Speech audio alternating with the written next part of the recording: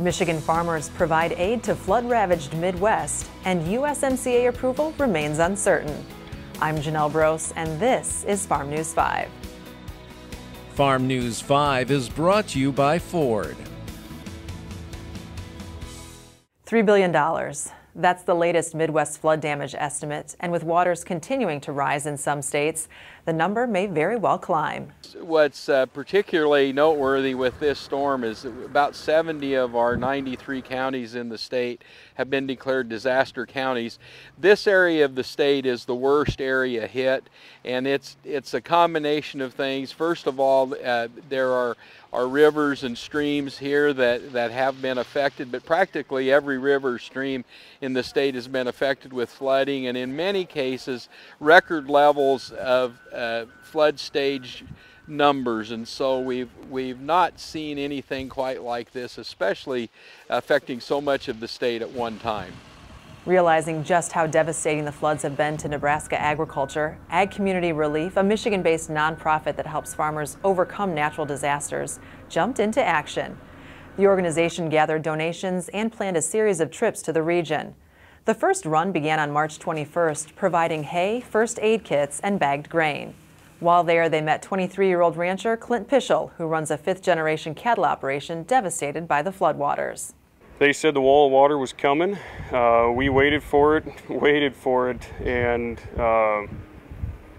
finally at about 8:30 it came. And when it came, the wall of ice came with it, and it was up to every bank you could find. It was just like an ocean. Non-stop waves, and it had to have been 30 foot deep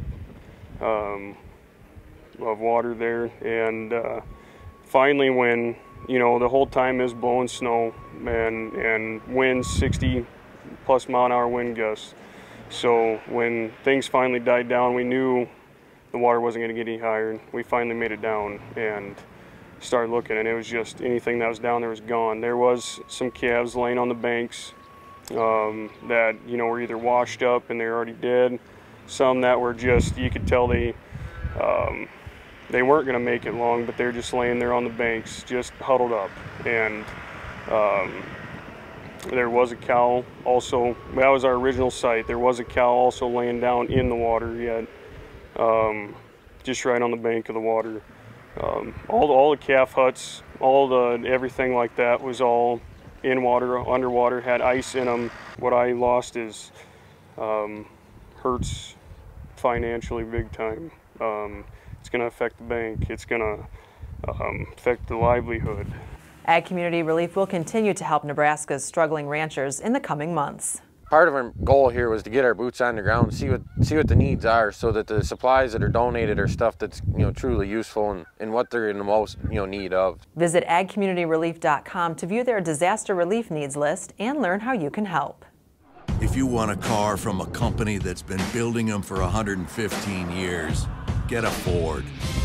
If you want a car with driver assist technology, get a Ford. You're gonna want a Ford. Michigan Farm Bureau's Washington Legislative Seminar wrapped up in the nation's capital Thursday. The three-day seminar featured meetings with Michigan's congressional delegation and issue briefings with both the USDA and the American Farm Bureau Federation, covering immigration reform, environmental regulations, and trade. Well, I'm excited about the USMCA opening markets in Canada as well as Mexico. I think there's a great opportunity here for the United States, a win-win, and I'm hoping we can vote on it soon. It's going to be up to the Speaker of the House as to the timing on this, but I'm a strong supporter. Talking with some parliamentarians from Canada today, they said they have till June. That's when their elections season begins. And if they could pass it, and they would like to see it passed, they feel that would help our president sell it to Congress that Canada has passed it. They want you to pass it. Let's get together and work this forward. But a vote could be stymied by Democrats and other groups who want to reopen negotiations.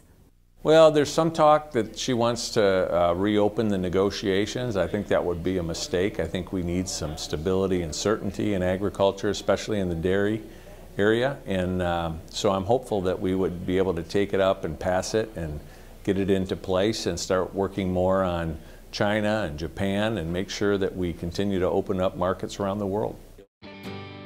Ensure your wishes are carried out and control the future of your farm. Visit fosterswift.com to learn about farm succession planning.